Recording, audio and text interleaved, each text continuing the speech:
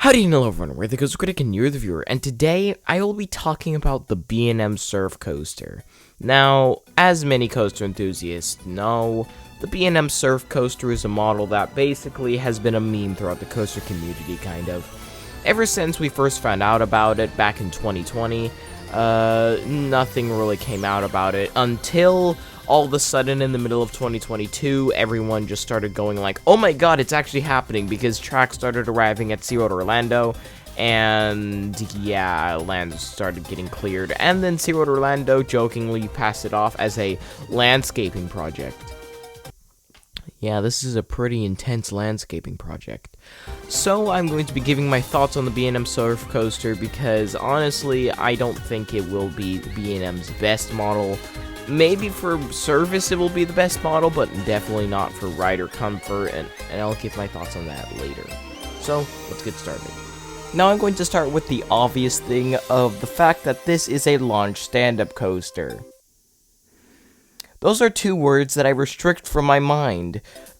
I don't really care about the ride being a launch coaster. My problem here is the fact that it's a stand-up coaster, and if you know me, you know that I absolutely despise Riddler's Revenge at Magic Mountain, which is a B&M stand-up coaster.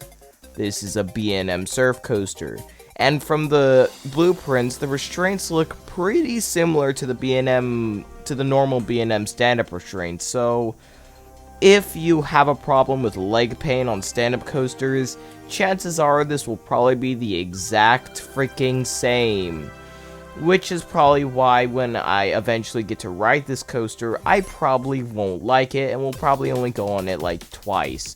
Because, honestly, this coaster, if it wasn't for the stand-up, it would probably just be a normal, it would probably just be a normal coaster, because they just got icebreakers, so I mean, like, it's not like making a sit-down launch coaster is very original for this park, so I get why they're doing this, but I mean, like, come on. It's a stand-up coaster. Those things were popular like 20 years ago. Why are you bringing it back now? Now, I can understand why they're bringing it back now, because, like, it's not many people have seen a stand-up coaster in a while, and it never really got its chance of being dispersed all around the industry like all the other B&M models did and were and are. So, yeah, I think their B&M is just trying a second chance at the stand-up coaster and hoping it doesn't just become a trend for a short amount of time then dies off. But honestly, if it's around the same thing as the stand-up coaster and it just has launches, then I don't think it's going to be that different.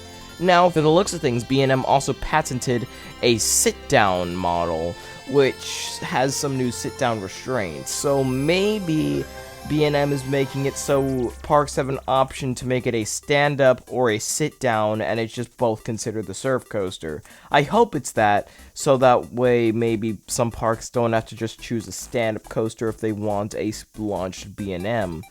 But, I don't know.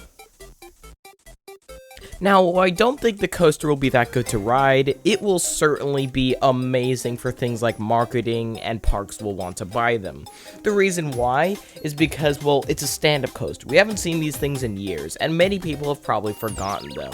So people seeing a new stand-up coaster and the fact that it's launched, tons of people want to come to these parks. So I think it's a success on B&M's side, and not so much for people's legs and crotches. Do I think this will be good in Seaworld Orlando's lineup? I guess. It certainly will not be in the top 3 of the park, 100% not. Like, seriously, it's a stand-up coaster, and it doesn't really have what looks to be that good of a layout, and it only has 2 inversions. A stand-up coaster that isn't focused on inversions has been proved to be bad, but I'm still sort of holding out hope that this somehow, out of some B&M magic, turns out to be a good coaster. I hope so, because it seems like Seaworld has been on a bit of a winning spree with a bunch of really good coasters, even if their models aren't that good. As you can see with things like Emperor being a mini dive coaster, yet being one of the best dive coasters, Icebreaker seriously packing a punch, even though it's literally a freaking Skyrocket 2 that's a tad bit longer, and then obviously Iron Gwazi and Pantheon were going to be good. But now I want to hear your thoughts. This is the first time I'm asking for people's thoughts, but I don't care. What do you think the surf coaster is going to be like? Because honestly, I feel like it's not going to be that good. Unless B&M somehow fixes the extreme leg pain problem on stand-up coasters, or for some people crotch problems, I don't think this is going to be that good of a coaster. Unless it somehow is good. They somehow fix the stand-up problem. Maybe those weird, hydraulic things at the bottom will fix it. I don't know. But if B&M is somehow able to make this good on them. I don't know how they did it, but they did it. But chances are this will not be as good as people are thinking it will be. People have been way too spoiled because of all the extremely good coasters that have been opening recently. And we all need to remember that not all coasters that are opening now are going to be amazing. And there is always going to be that one coaster that's going to suck. And this may be just that. Anyway, I think that's going to be it for this video. I know I've done a video talking about how Seaworld San Diego is underrated, and then basically calling Seaworld Orlando's next coaster terrible. That's seriously just a coincidence. I'm not trying to say that Seaworld San Diego is the superior Seaworld park. These uploads just so happen to line up. So, hope you liked this video. Subscribe if you haven't yet. If you like even more brown subscribing, leave a like. And I was the Coaster Critic, you were the viewer, and I'll see you in the future. Goodbye.